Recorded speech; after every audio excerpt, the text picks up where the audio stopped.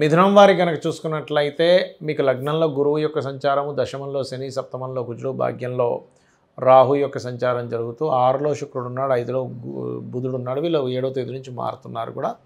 అయితే ఈ యొక్క గ్రహస్థితిని అనుసరించి మీకు ఎలా ఉండబోతుంది, ఎటువంటి జాగ్రత్తలు తీసుకోవాలి, ఏ పరిహారాలు చేయాలనేటువంటివి చెప్తుంది. నేనైనప్పటికీ కూడా చెప్పిస్తుంది సాక్షాత్ లలిత అమ్మవారిగా భావిస్తూ, మొట్టమొదటిగా మీకు ఎప్పుడైతే లగ్నంలో గురువు ఉన్నాడో ఈ కెరియర్ విషయంలోని వివాహ సంబంధించినటువంటి అంశంలో, ఎందుకంటే ఇక్కడ కేవలం లగ్నంలో గురువు ఉండడమే కాదు, లగ్నం వైపు గురువు రావడమే కాదు, ఈ మాసంలో సప్తమంలో కుజుడు ఉన్నాడు మెయిన్గా ఇక్కడ. దాన్ని మనం అర్థం చేసుకోవాలి. కాబట్టి జీవిత భాగస్వామి మూలంగా లేదా వివాహం మూలంగా లేదా కొంతమంది పార్ట్నర్స్ మూలంగా చేస్తున్నటువంటి ఉద్యోగంలో కొన్ని మార్పులు చేర్పులు రానున్నాయి. అలాగే వివాహ సంబంధించిన విషయాలు మీకు కొంచెం స్ట్రెస్ఫుల్గా మారనున్నాయి. ఇది ప్రధానంగా గుర్తుపెట్టుకోండి. అలాగే ఫైనాన్షియల్ మ్యాటర్స్ మాత్రం బాగుంటాయి. కాస్త ధైర్యంగా కొన్ని ఇదేంటి ఇంత విచిత్రంగా ఇంత ధైర్యం చేశానంటే అనిపిస్తూ ఉంటుంది. కాకపోతే మీరు ఏదైనా అగ్రిమెంట్స్ చేసేటప్పుడు కాస్త అన్నదమ్ములతో మాట్లాడుకునేటప్పుడు కాస్త జాగ్రత్తగా ఉండండి. అలాగే మొదటి వారం కొత్త ఫ్రెండ్స్ పరిచయం అవుతారు, గుర్తుపెట్టుకోండి మొదటి వారం. అలాగే ఈ 20వ తేదీ వరకు శుక్రుడు అక్కడే ఉంటున్నాడు కాబట్టి ఈ పక్ష ఫలితాల్లో 15వ తేదీ వరకు ఉండేటువంటి శుక్రుడి యొక్క స్థితి, స్త్రీమూర్తితో స్త్రీలతో అనవసరమైన గొడవల జోలికి వెళ్ళకండి దయచేసి. అలాగే ఫస్ట్ వీక్ తర్వాత మీరు హోమ్ లోన్స్ కోసం కనుక ట్రై చేసినట్లయితే ఖచ్చితంగా బాగుంటుంది, అందులో ఎటువంటి సందేహం లేదు. మరియు కాస్త కెరీర్ విషయంలో ఎక్కువ స్ట్రెస్ ఉందని చెప్పుకున్నాము, కెరీర్ వివాహ సంబంధించిన విషయంలో. కాబట్టి వివాహం విషయంలో మరీ ఎక్కువగా డిస్టర్బెన్స్ అవుతూ ఉన్నట్లయితే మీరు ఖచ్చితంగా ఓం కామేశబద్ధ మాంగళ్య సూత్ర శోభిత కందరాయ నమః అని చేస్తూ శనికుజ గ్రహాల దగ్గర దీపారాధన చేయండి. ఇదే శనికుజుల దగ్గర దీపారాధన చేసినట్లయితే ఉద్యోగ సంబంధించినటువంటి విషయాల్లో కూడా చాలా చాలా బాగుంటుంది. అదేవిధంగా కాస్త మరీ ఎక్కువ స్ట్రెస్ ఉందండి ఉద్యోగ విషయంలో అనుకుంటే గోవులకి మన క్యారెట్స్ ఉంటాయి, క్యారెట్స్ అదేవిధంగా బెల్లము తినిపించండి. దానాలు ఇచ్చుకునేటట్టయితే కందులు నువ్వులు దానంగా ఇవ్వండి. కాస్త వర్క్ స్ట్రెస్ ఎక్కువగా ఉంటూ ఉంటుంది, ఇది మెయిన్గా గుర్తుపెట్టుకోండి. భాగ్యస్థానంలో రాహు ఉన్నందుకు మీరు పితృదేవతా సంబంధించినటువంటివి అంటే పితృ కార్యాలు అంటూ ఉంటారు, అమావాస్యకి లేకపోతే కొన్ని పర్వదినాల్లో స్వయంపాకం ఇస్తూ ఉంటారు. ఇవి మీరు ఎంత చేస్తూ ఉంటే అంత బాగుంటుంది. జాతక చక్రంలో చాలామంది అనవసరమైనటువంటి భయభ్రాంతులు ఏ విషయంలో పెట్టుకుంటున్నారు, వాటిని చాలా సింపుల్ టెక్నిక్స్ ఎలా తగ్గించుకోవచ్చో చెప్తాను. ఫస్ట్ ఆఫ్ ఆల్ మిత్స్ అంటారు, అంటే అపోహలు. ఏమిటంటే అపోహలు, ఒకటి ఏలినాటి శని నడుస్తుంది, అర్ధాష్టమ శని నడుస్తుంది, అష్టమ శని నడుస్తుంది, దానివల్ల నా జీవితం మొత్తం ఒక రకమైన టర్న్ అయిపోయింది అంటారు. కానీ ఒకటే గుర్తుపెట్టుకోండి, శని ఈజ్ కర్మకారక ప్లానెట్. ఆయన కర్మాన్ని అందిస్తూ ఉన్నాడు. ఈ విషయంలో నేను చాలాసార్లు ఉదాహరణ చెప్పాను. ఏమండి, స్వర్గీయ ఎన్టీ రామారావు గారు ఏలినాటి శనిలోనే సీఎం అయ్యారు, జగన్ గారు అష్టమ శనిలోనే, అండ్ అట్లాగే మనకి చంద్రబాబు నాయుడు గారు కావచ్చు, పిఎం మోడీ గారు కావచ్చు, వీళ్ళందరూ అనేకమైన ప్రెసిడెంట్లు కూడా అయ్యారు. కాబట్టి శని అనగానే వెంటనే మీరు శ్రమనిస్తాడు, స్ట్రెస్ ఇస్తాడు, అంతేగాని మొత్తం జీవితాన్ని ఎందుకు పనికి రాకుండా చేయడం అనే విషయం చెప్తున్నాను. ఎందుకంటే ఈ మాట చెప్తున్నాను, చాలామంది శని నడుస్తున్నప్పుడు వివాహం చేసుకోవడానికి భయపడుతున్నారు. యాక్చువల్లీ ఇచ్చేదే అప్పుడు. ఎందుకంటే మీకు ఒక బాధ్యత, ఒక కర్మలోకి ఎంటర్ అవ్వాలి, ఒక కొత్త కర్మలోకి ఎంటర్ అవ్వాలి, వివాహం అనే కర్మలోకి ఎంటర్ అవ్వాలి. ఉద్యోగాలు కూడా అప్పుడే ఇస్తాడు, ఎందుకంటే ఉద్యోగం అనే కర్మలోకి ఎంటర్ అవ్వాలి. సంతానం కానివ్వండి, ఎందుకంటే సంతానం పొందేటువంటి స్త్రీమూర్తి అదేవిధంగా పురుషుడు కానీ అక్కడి నుంచి కొత్త బాధ్యతలు వస్తాయి. కాబట్టి దయచేసి ఏలినాటి శని ఉంది కదా అనే భయం కాకుండా ఓం అనాకలిత సాదృశ్య చుబుక శ్రీ విరాజితాయ నమః చేసుకోండి. అలా కాకుండా ఒక్కొక్కరికి ఒక్కో రకమైనటువంటి ఇబ్బందులు పడుతూ ఉంటారు.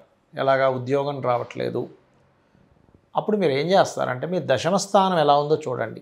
మీ 10th లార్డ్ అంటారు, 10th లార్డ్ బాగున్నాడు, మంచి కెరీర్ ఉంటుంది. అలా కాకుండా 2nd లార్డ్ పాడయ్యాడు, 10th లార్డ్ బాగున్నాడు, అప్పుడు ఏమవుతుంది, కెరీర్ బాగుంటుంది కానీ అందులో వచ్చే ఇన్కమ్ సరిగ్గా శాలరీస్ ఇవ్వరు. ఉద్యోగం ఉందండి కానీ శాలరీ రావట్లేదంటే అప్పుడు 2nd లార్డ్కి సంబంధించిన రెమెడీ చేసుకోవాలి. అంటే ఏమిటి, లలితా సహస్రనామాల్లో ఓం సంపత్కరీ సమారూఢ సింధుర వ్రజ సేవితాయే నమః అని చేసుకోండి. లేదండి జాబే రావట్లేదు అని అనుకున్నప్పుడు ఓం మాణిక్య మకుటాకార జానుద్వయ విరాజితాయ నమః. అదేవిధంగా మరి కొంతమందికి సప్తమ స్థానాధిపతి పాడవుతాడు, అంటే వివాహానికి కారకుడు. ఆ రకంగా సప్తమాధిపతి పాడైనా, లేదు శుక్రుడు పాడైనా, కుజుడు పాడైనా వివాహ సంబంధించిన విషయంలో అనేకమైనటువంటి ఒడిదుడుకులు మీకు ఎదుర్కొంటూ ఉంటారు. అలాంటప్పుడు మీరు సింపుల్గా ఏం లేదు, మీ సప్తమాధిపతి ఎవరో తెలుసుకోండి. అది ఏదైనా పాపకర్తెల్లోనో పాపగ్రహాలతోనూ కూడి ఉంటుంది. దానికి సంబంధించిన దానం ఇచ్చుకుంటూ చక్కగా మీరు ఓం శివ కామేశబద్ధ మాంగళ్య సూత్ర శోభిత కందరాయే నమః అని చేసుకోండి. అలా కాదండి వివాహం అయింది కానీ సఖ్యత లేదు, భార్యాభర్తల మధ్యన ఎప్పుడు ఏదో గొడవ నడుస్తుంది అన్నప్పుడు, అండర్స్టాండింగ్ సరిగా లేదంటే దాని అర్థం ఏమిటంటే ఇద్దరి మనస్కారకులు పాడయ్యారు, బుద్ధికారకుడు కమ్యూనికేషన్స్ కారకుడు లేదా అట్రాక్షన్ జోన్స్ అక్కడ కలవలేదని అర్థం అనమాట. అంతేగాని ఏదో పాయింట్లు చూసి వివాహం చేసుకోవడం కదా. అలాంటప్పుడు మీరు చేయవలసింది ఓం శివకామేశ్వరాంకస్త శివా స్వాధీన వల్లభాయే నమః.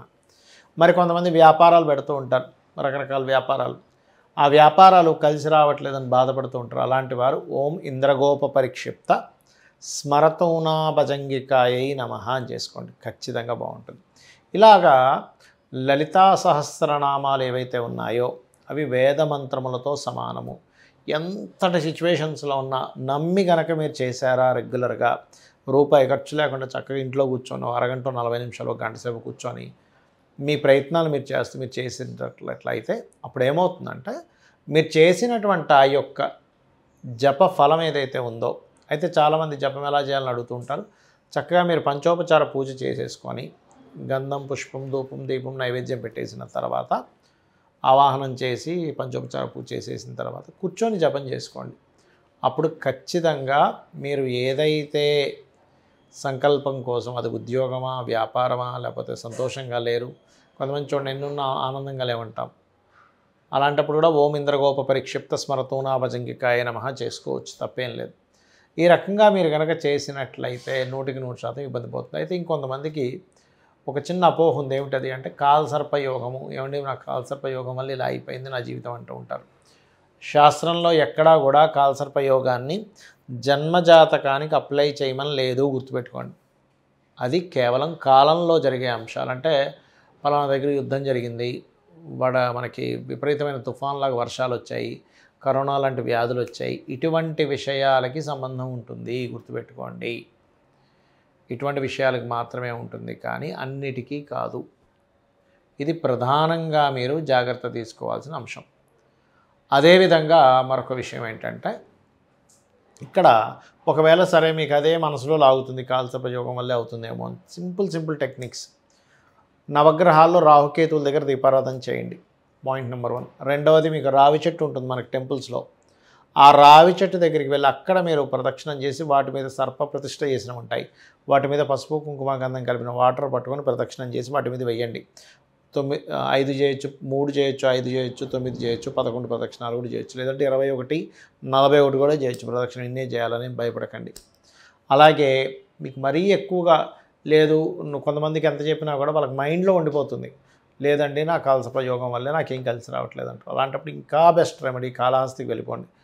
కాళహస్తికి వెళ్ళి రాహుకేతువులతో పాటు అక్కడ ఈశ్వరుడు ఉన్నాడనే విషయం మర్చిపోకండి.